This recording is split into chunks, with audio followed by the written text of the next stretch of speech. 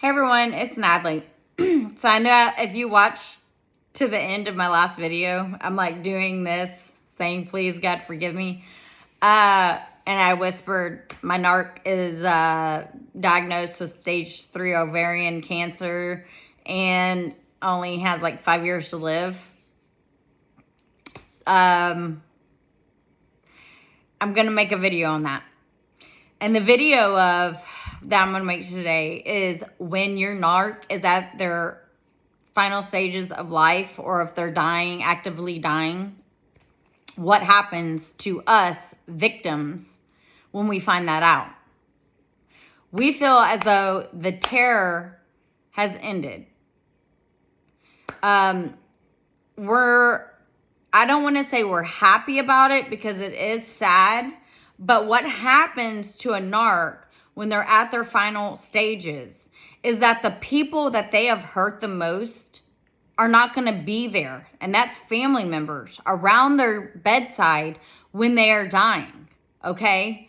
And if anyone knows anything about a narcissist, is that in some ways family is the most important part of their life, because they have gotten nothing but sympathy and empathy from these people for so long and have ruined people's lives and their family, and have had those same people as flying monkeys and scapegoats and things like that.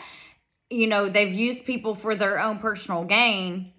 Well, because they want those people around their bedside to feel sorry for them that they're dying at the end of the stage of life, nobody wants to be around them. And a lot of those same people that have been used by the narcissist in some ways are like, phew, finally, they're gone. I don't have to please this person. I don't have to be their flying monkey anymore. I don't have to listen to them crying about everything. I don't have to be manipulated by them or whatever anymore. And because the narcissist depends on these people that they've used throughout their whole life to be around them at the final stages of life, they don't want to be there. And so this is what happens at the final stages of life with a narcissist, is that they have no one around their bedside, and the people that are around their bedside don't really care, and at the same time are relieved that they no longer have to have this person controlling them, that they no longer have to please the monster. Because, see, a narcissist trains people throughout their life, their nephews, their nieces, their sisters, their brothers, their children, and things like that. Because let me tell you, as much as you might see that these narcs use people and you think are on their side, at the same time, they are tired of pleasing the narcissist. And a lot of these people that they have burned bridges with, especially family members, friends, and their very own children, they're celebrating. They feel indifferent. They don't feel happy. I mean, they might feel sad that they're dying, which is, if you have empathy, you do feel kind of sorry that people are dying. But at the same time, like if someone that you really care for, that you really love, and you find out they're dying, your soul hurts, right? Like it ruins your whole day. It ruins forever. It ruins you for a very long time, especially after death. You have a hard time mourning these people's lives. But when you've treated people so poorly in your life, these people don't feel that way. They feel indifferent about the narcissist dying. I mean, they're sad because they're going to have to suffer through chemo. They're going to have to suffer through, excruciating pain and stuff. But at the same time, they don't feel what we feel when someone that we really care about, someone that we really love, dies.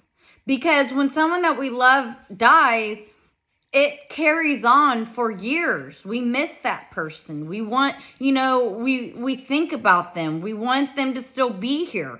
But with narcissists and the people that surround them don't feel that way. Maybe their spouse does, maybe they don't. But maybe their children do, maybe they don't.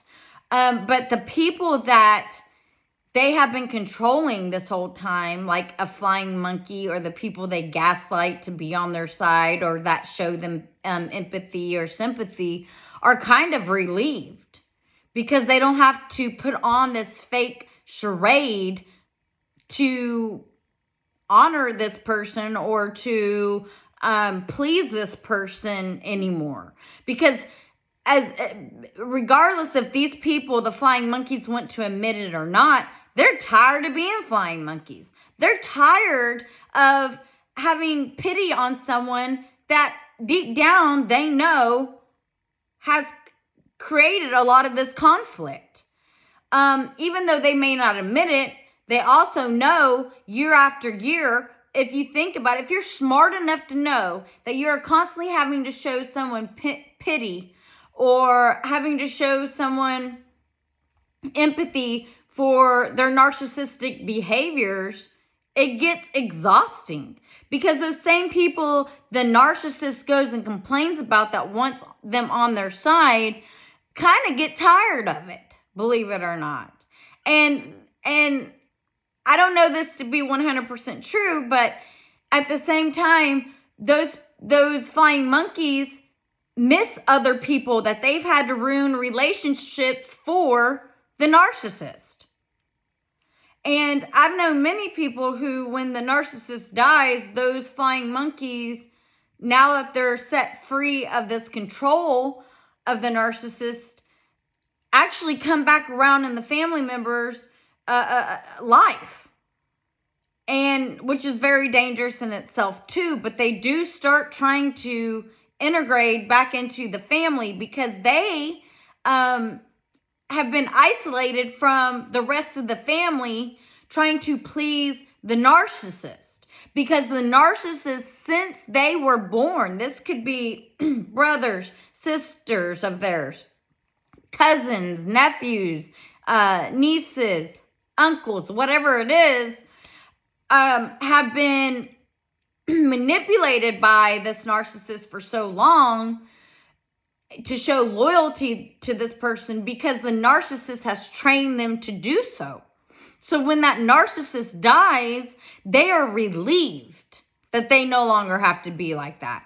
And a lot of times these same people, especially if your in-laws have money or your narcissist has money, do this thinking that they will be inherited money from that narcissist, or they will get special privileges like good gifts or trips or things like that from the narcissist, as long as they're good little minions, right? This is the same reason why these flying monkeys go and come to you, find out information, acting like they're your best friend, and go back and tell the narcissist this stuff because they get brownie points from the narcissist, okay? But when the narcissist is at the dying stage of their life, us people that they've burned bridges with, that they have treated poorly, we feel indifferent about it. We don't really care. And what's crazy is, and see, we were trying to keep this from my son because I don't want to upset him, right? Well, even though I live in a 3-story house, right? Because we have a basement, it's 2-story house. Even though my son was in the completely different room, he heard me and my husband talking, even though we were talking lightly. He heard everything. Okay, my son is very smart. He's very intelligent. And he was spying on our conversation. So when I got off the phone and he's like, Mom, I heard everything. Don't lie to me. You need to tell me. And I was like, no. It's not the appropriate time. You're too young. He's like, Mom, I know she has cancer. Okay, I know she's in the hospital. I want to hear it. So I had to be honest. I don't lie to my child, okay? he didn't have any emotion about it. You would think, because if it was my mom or my brothers that had cancer, he would be breaking down, crying, upset, knowing that someone that cares for him and someone he cares for is dying of cancer. Okay? He would be so upset. It would affect his everyday life, even after, like before they died and after they died. But my son didn't care. He didn't show any emotion. And so I was shocked by that. So I started thinking, my son knows how his grandma treats his mother. My son has really no love for his grandma. That's what I came to conclusion about. And the reason why I say that is because my husband decided to go to Austin in the hospital with his mom instead of coming home to visit his son, which I did give, we talked about it, and I said, if it was my mom, I understand, I would be there. So you need to go ahead and be there. And my husband didn't even want to go. But he knew he had to go. It was his mom. He needed to show his dad support. His dad is a good guy. He's treated me pretty fairly most of the time. Not all the time, but most of the time. Well, my son got so upset that his dad wasn't coming home to visit him, and instead of going and visiting his grandma in the hospital. So I had to sit there and explain to him why. And that we didn't know she was going to be dying soon or whatever. She has stage 3 ovarian cancer. So they're giving her about 5 years to live. She's 70. And even if she died, it could be longer. But even if she died at 75, 80, it's still a good life. He was more upset that his dad wasn't coming home than he was that his dad was visiting a dying mother, his mother. But to see my son have no reaction to that made me realize, going back to the point that I was about to make, is that he sees how my narcissistic mother-in-law treats our family. And my son loves me and his dad so very much that and the children are so smart, that there's no way that he would ever, as much as his grandma tried to manipulate him into not liking me, he never fell for it. Because I'm a good mother, he has a good father, and he sees that he's heard some stories about how many times she's tried to break us up. And he also knows that a few years ago that she wanted my husband to divorce me and wanted to take her as her own son, take my son as her own son, and basically said that his dad could come visit him at her house during the weekends. And he also knows that she told my husband to take my credit card, to close my banking account, to kick me out of the house, to take my car, to take my job because I was working with my husband, and to take my son away from me. So he knows this. And so when you have a child that knows that his grandma is doing everything to break up his family, do you really think that child is going to be on the grandma's side? Do you think that as much as my son loves his family, that he would ever want to be around someone that dislikes his mother and treats her like trash? He also knows that I was uninvited twice to his birthdays. Once when he was turning, I think it was 4. And another time when he was, it was 3. And another time when he was turning 4, because we had everything prepped.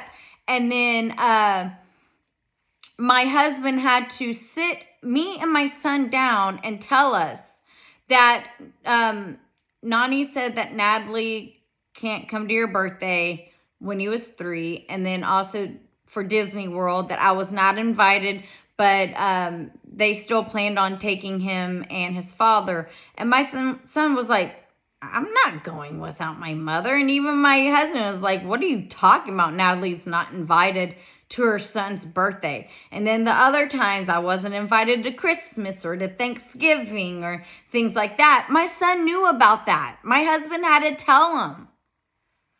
And he was young. This isn't something, because he was looking so forward to going to these holidays. And when we said, well, we're not going anymore, he asked the question why. We had to be honest with him. I don't lie to my son, okay? So that really made him heartbroken. But back to the point, these narcissists, when they die alone, guys. They die alone. And so don't worry about what you're going through right now, because just realize that everything that they're doing to everyone in their life the outcome of that is that they're going to die alone. And should you feel bad for it? No, absolutely not. Because someone that you love and care for, you would move the earth to be with that person dying. But because of the things that they have done to you in your life, you have no guilt, no shame of not wanting to be with them. And that's okay. And you know what? That's a really, as empathic people, that's a really hard thing to come to conclusion about, because as caring people, I don't think I could ever find myself saying this. I don't think I could ever find myself saying, well, karma's a you know what. And in the Bible, karma is not mentioned.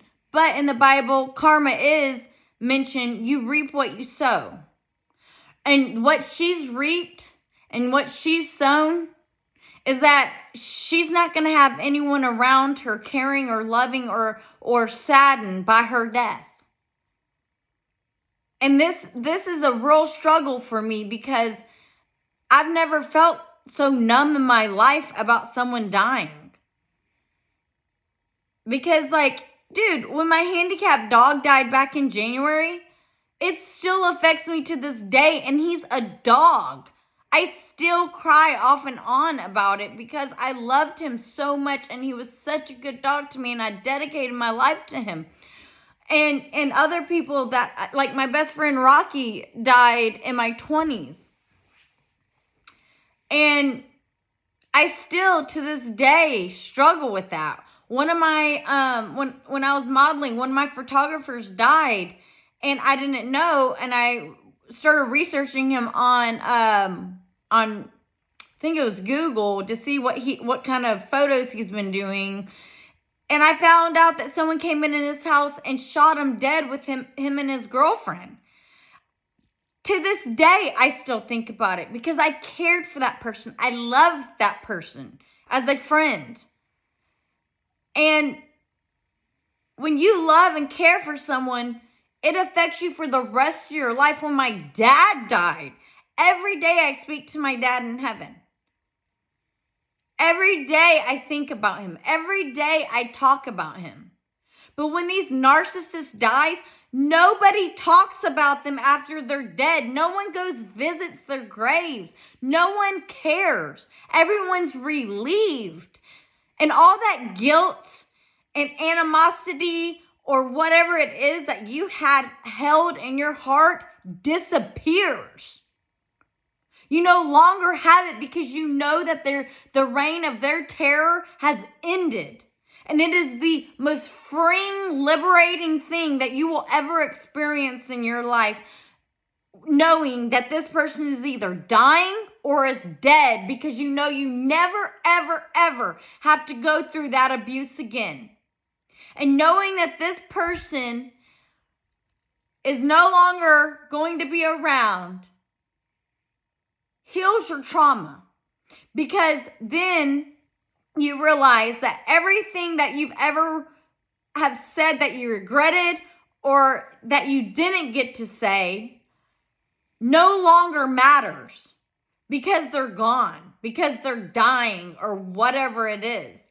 And that right there is a liberating and it's freeing and it heals you, knowing that you never ever have to experience that abuse again. These narcissists, like I asked my husband, how do you feel about it? He goes, I feel indifferent. He goes, I'm sad that my mom's dying, especially a painful death. You reap what you sow. But at the same time, I'm indifferent. I'm not saddened. I'm not upset. I'm up, he feels he feels regret in his heart that the things couldn't work out different between us. And his mom looked at him straight in the face and tried to manipulate him and say, well, what do you have to say about to me, Jared, after he found out? You know what he said? He said, well, Mom, it's really too bad that we couldn't, that these years were wasted and it never had to be like that. It never had to be like that. We could have had a good relationship this whole time, but you chose what you chose, and it never had to, you never accepted me. You never accepted my wife. You never accepted my life, and it never had to be like this. He told her that. And she sat there in shock because she was trying to manipulate him to say, what do you have to say about yourself, Jared, now that you found out I'm dying? She already was manipulating him, and he saw it. And that's why he said what he said about, it never had to be like this. She was trying to get him to say, oh, I'm the one that caused you cancer. I'm the one that did this to you. You had too much stress because of me, and I must have given you cancer, and I'm sorry that I treated you this way, and blah, blah, blah, blah, blah. Instead, what did he do? He had a shiny spine. So this is what's going to happen to these narcissists. They're going to end up alone, and you reap what you sow. Peace, love, harmony. See you guys later.